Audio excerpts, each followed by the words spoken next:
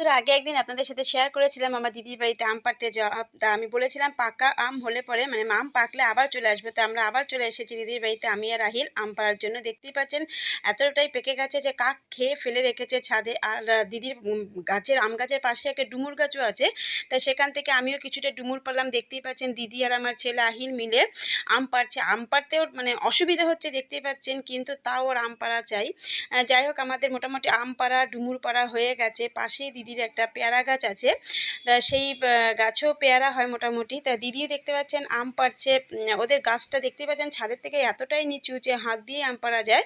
আর যেগুলো ওপরে থাকে সেইগুলো খুব একটা হয় না পাড়া, কারণ ওইগুলোই বেশিরভাগই কাকে খেয়ে ফেলে রাখে ছাদের মধ্যে।